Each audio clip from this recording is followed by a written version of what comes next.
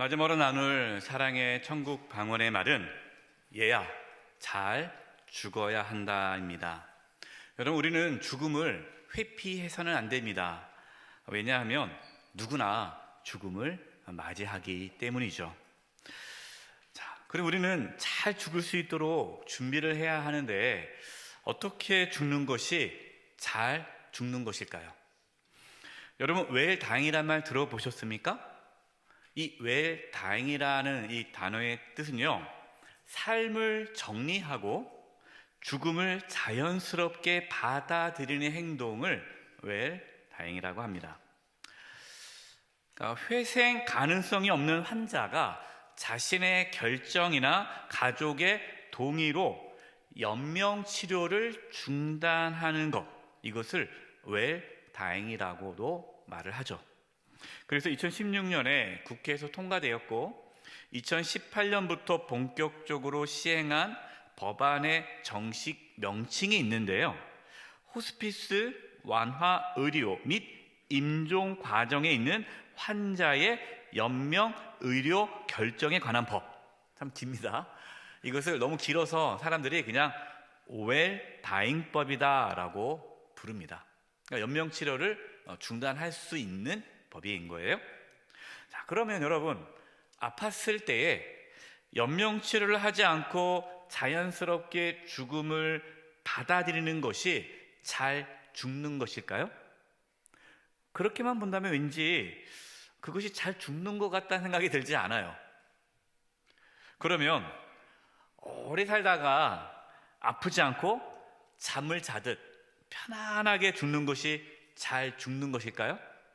우리 권사님 중에 그러한 기도 제목을 내놓는 분들이 계세요. 목사님, 제가 잠을 자다가 편안하게 천국 갔으면 좋겠어요. 그걸 위해서 기도해 주세요. 그런 분들이 계세요. 아니면 이름을 남기고 많은 재산을 자녀에게 남기고 죽는 것이 잘 죽는 것일까요? 물론 여러분, 그러한 죽음은 축복입니다. 하지만 그것만으로 잘 죽었다라고 말할 수는 없습니다. 잘 죽는 것은요, 사랑의 천국 방언의 마지막 날인 얘야 영원히 천국에서 더 잘 살아야 한다와 연결이 됩니다. 여러분, 우리는 잘 죽어야 합니다. 잘 죽어야 영원히 천국에서 더 잘 살아갈 수 있기 때문이죠. 그래서 천국에서 잘 사는 것이 잘 죽는 겁니다. 초대교회 성도들은 극심한 박해와 핍박으로 인해서 어려움을 당했고 심지어 순교함으로 목숨을 잃게 되었습니다. 그렇게 죽음 앞에 있는 성도들에게 위로와 격려의 말씀을 주기 위해 쓴 것이 요한계시록 말씀이에요. 요한계시록은 성도들이, 그런 극심한 박해 가운데 성도들이 어떻게 죽음을 맞이해야 하는지, 죽음에 대해서 말씀하는 말씀이 요한계시록에 어떻게 잘 죽을 수 있을까에 대한 말씀인 거죠. 오늘 본문 요한계시록 14장 12절입니다. 성도들의 인내가 여기 있나니 그들은 하나님의 계명과 예수에 대한 믿음을 지키는 자니라. 아멘. 초대교회 성도들은 그 박해와 핍박 속에서도요, 인내하였습니다. 어떻게 인내했습니까? 박해 속에서도 끝까지 하나님의 말씀을 지켰습니다. 끝까지 예수님에 대한 믿음을 지켰습니다. 여러분, 바로 이것이 잘 죽는 것이에요. 어떠한 고난과 어떠한 환난과 어떠한 박해 속에서도 끝까지 하나님의 말씀을 지키고 끝까지 예수님을 믿는 믿음 안에서 죽음을 맞이하는 것이 잘 죽는 것입니다. 믿음의 선진들은 다 이와 같이 모두 잘 죽으셨어요. 목회를 하면서 임종 예배를 참 많이 드립니다. 죽음의 직면에 있는 성도님들을 참 많이 만나게 되는데요, 여러분, 죽음을 맞이하는 직면에 있는 성도님들에게 있어서 가장 필요한 것이 무엇일까요? 좀 더 사는 것일까요? 죽을 때 고통 없이 죽는 것일까요? 물론 그것도 필요하죠. 그래서 가족들이 우리 아버님이 어머님이 좀 더 사셨으면 좋겠습니다, 그런 마음이 있어요. 그리고 고통 없이 하늘나라 갔으면 좋겠습니다, 이거 기도 제목으로 내놓습니다. 그러나 제일 중요한 것은 예수님을 믿는 믿음을 놓치지 않는 거예요. 그래서 제가 임종예배를 드릴 때 죽음을 직면하고 있는 성도님들에게 다른 말씀을 전하지 않습니다. 집사님, 권사님, 장로님, 성도님, 끝까지 예수님 붙잡으십시오.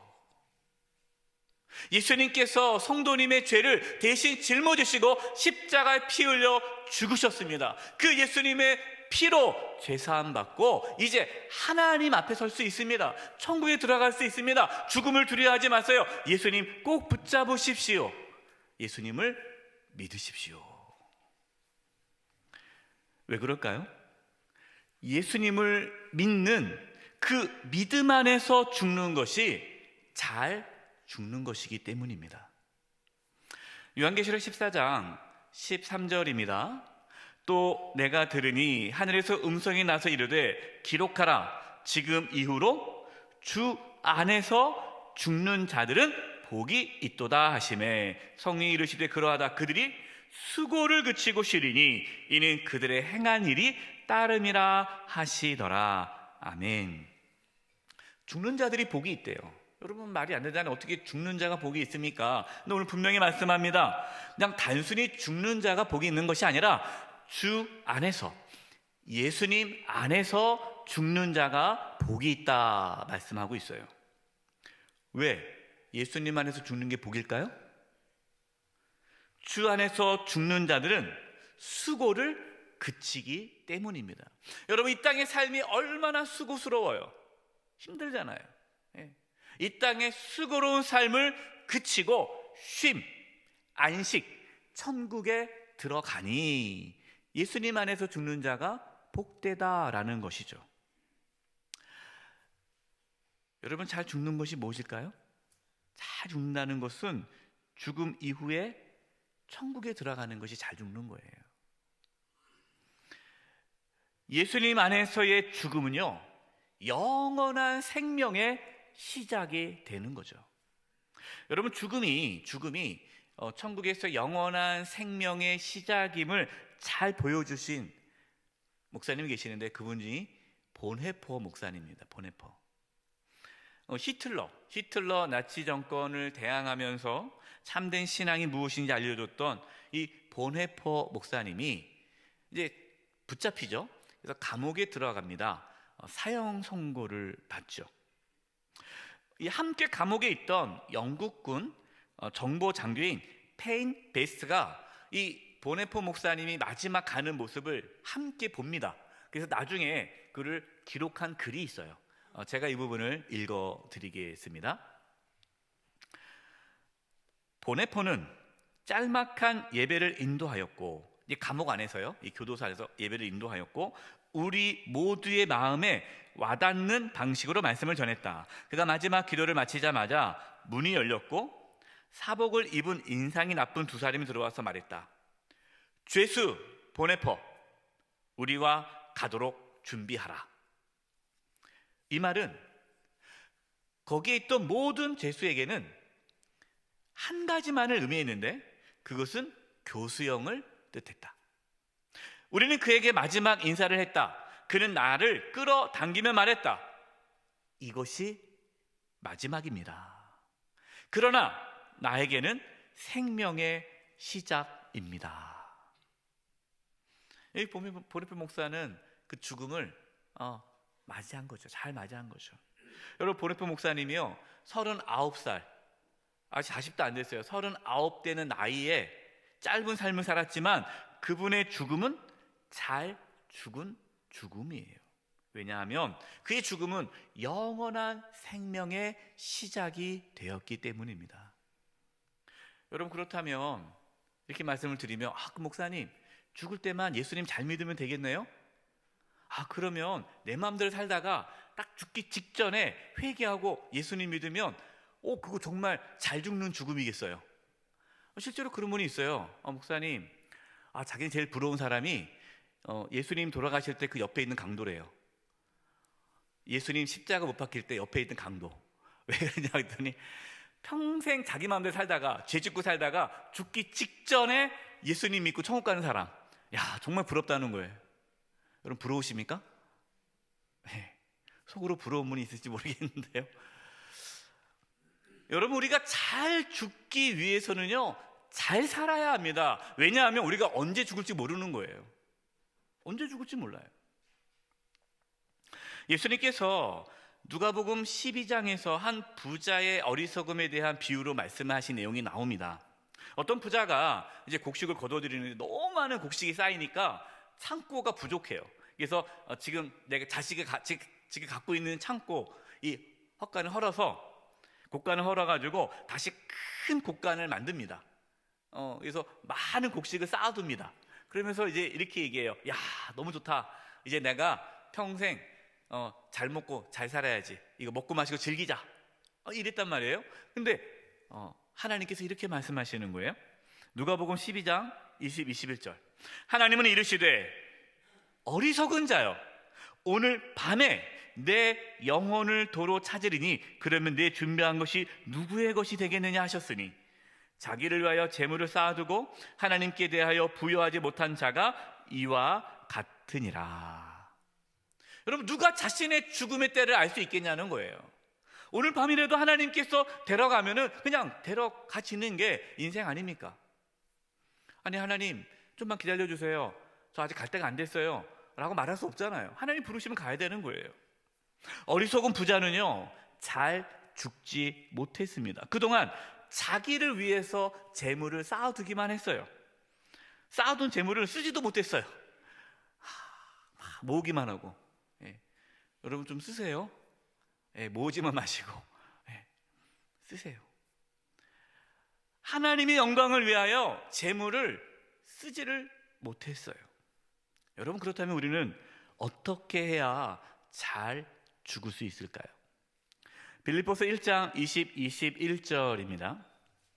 나의 간절한 기대와 소망을 따라 아무 일에든지 부끄러워하지 아니하고 지금도 전과 같이 온전히 담대하여, 그 다음에 중요한 말씀이죠, 살든지 죽든지 내 몸에서 그리스도가 존귀하게 되게 하려 하나니 이는 내게 사는 것이 그리스도니 죽는 것도 유익함이라. 아멘.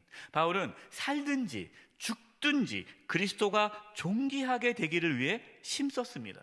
예수님 안에서 산다면 죽는 것도 유익하다라는 거예요. 여러분, 잘 죽기 위해서는요, 죽을 때만 예수님을 믿어서는 안 됩니다. 살아있을 때, 여러분 지금, 여러분 나중에 아니에요, 지금 예수님 안에서 살아가야 합니다. 그리스도인들은요, 삶과 죽음이 구분되지 않아요. 왜냐하면 이미 우리에게 영원한 생명이 있기 때문에 우리는 사느냐 죽느냐 그것이 중요하지 않고요, 그리스도를 내가 존귀하게 여기며 있느냐가 중요한 거예요. 우리가 살든지 죽든지 그리스도가 존귀히만 된다면 그분은 잘 죽는 자예요. 디모데후서 4장 7절과 8절입니다. 나는 선한 싸움을 싸우고 나의 달려갈 길을 마치고 믿음을 지켰으니 이제 후로는 나를 위하여 의의 면류관이 예비되었으므로 주 곧 의로우신 재판장이 그날에 내게 주실 것이며 내게만 아니라 주의 나타나심을 사모하는 모든 자의 계도니라. 아멘. 여러분, 바울은요, 자신이 곧 순교한다는 것을 알았습니다. 자신은 선한 싸움을 싸우고 자신이 달려갈 길을 다 달렸다라고 고백하고 있어요. 여러분, 우리가 잘 죽기 위해서는 어떻게 해야 됩니까? 달려갈 길을 다 달려가야 돼요. 우리가 달려갈 길을 달려간다는 게 무슨 뜻일까요? 하나님께서 우리에게 주신 사명, 우리에게 주신 사명을 잘 감당하고 완수하는 것이 잘 죽는 것이에요. 하나님께서 잘했다, 너 정말 잘했다, 수고했다 이렇게 칭찬받으면, 그래서 의의 면류관을 받으면 그 사람은 잘 죽으신 거예요. 여러분, 끝날 때까지 끝난 것은 아니죠. 예, 과거에 신앙생활 잘한 게 중요하지 않아요? 여러분, 끝까지 믿음의 길을 잘 달려갈 수 있기를 바랍니다. 끝까지 예수님을 잘 믿어서 하나님 앞에 섰을 때에 잘했다 칭찬받으시기를 바라요. 그것이 잘 죽는 거예요. 여러분, 우리는 그동안 사랑의 천국 방언에 대해서 말씀을 나눴습니다. 오늘 마지막 말씀이 사랑의 천국 방언의 결론입니다. 결론. 여러분, 어떻게 죽는 것이 잘 죽는 것일까요? 하늘의 밀이 땅에 떨어져 죽으면 많은 열매를 맺지 않습니까? 이와 같이 우리가 죽어서 많은 열매를 맺는 것이 잘 죽는 거예요. 잘 죽는 거. 저와 여러분, 잘 죽어서 우리는 생명의 부활로 주님을 만나고 또 이 땅에서는 많은 열매가 맺어지기를 바랍니다. 그럼 이것이 잘 죽는 거예요. 끝으로 설교의 대가였던 찰스 스펄전의 목사님이 죽음을 어떻게 맞이했는지에 대한 이야기를 나누고요. 또 찰스 스펄전 목사님이 평소에 죽음에 대한 말씀을 많이 나눴습니다. 그분이 정의한 죽음에 대한 말씀을 소개하고 말씀 마치려고 합니다. 스펄전 목사님이 이제 돌아가시기 전에, 이제 의식을 잃기 전에 말할 수 있는 마지막 그 순간에 가족들과 지인들 앞에서 마지막으로 했던 고백이 아까 우리 잠전에 봤던 디모데후서 4장 7절과 8절 말씀입니다. 나는 선한 싸움을 싸우고 나의 달려갈 길을 다 마치고 믿음을 지켰다라는 고백을 하죠. 그래서 그 장례식장에서 스펄전 목사님이 장례식 때 관 양쪽에 이렇게 명판을 세워진 글을 다음과 같은 글이 쓰여졌다고 합니다. 나는 선한 싸움을 싸웠노라. 나는 내 여정을 마쳤노라. 나는 믿음을 지켰노라. 잘 죽은 거죠. 잘 죽은 거예요. 스펄전 목사님은요, 평소에 몸이 약해서 지병으로 인해서 늘 고통 가운데 있었습니다. 우리 이제 나가다 보면 저쪽에 이제 스펄전에 이제 기도문이 있어서 여러분 스펄전 사진 보면은 몸이 좋으셔서 아유 뭐 건강하셨겠다라고 생각하는데 스펄전 목사는 그렇지 않았어요. 지병이 많았습니다. 그래서 늘 이렇게 육체의 연약함 때문에 고통 가운데 살았어요. 그래서 죽음에 관한 말씀을 참 많이 했습니다. 제가 그 일부를 말씀드리겠습니다. 성도들은 이제 죽는 것이 아닙니다. 분해되고 이곳을 떠날 뿐입니다. 죽음이란 범선이 그 배 있지 않습니까? 그 배, 범선이 아름다운 항구를 향해 자유롭게 항해할 수 있도록 밧줄이 풀리는 것과 같습니다. 밧줄이 이렇게 묶여 있으면 배가 못 나가잖아요. 그 밧줄이 풀리면서 배가 그 아름다운 바다로 쫙 나가는 것처럼 죽음이 그렇다는 거예요. 이 밧줄이 풀리는 것처럼 우리가 이 땅의 삶이 끝나고 천국으로 가게 하는 그 밧줄이 풀리는 것이 죽음이라는 거예요. 참 멋진 표현 아닙니까?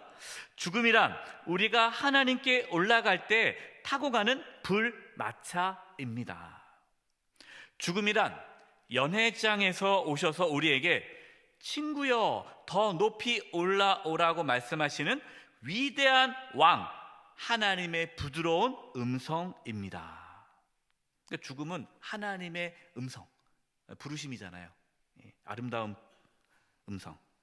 세상에 너무 집착하지 않게 해달라고 기도합시다. 그래야 죽음이 갑작스럽지도 않고 두렵지도 않을 것입니다. 사랑하는 자여, 결코 죽음을 두려워 마십시오. 믿는 자에게 죽음은 가장 작은 문제일 뿐입니다. 사랑하는 성도 여러분, 우리는 그동안 사랑의 천국 방언에 대한 말씀을 나눴습니다.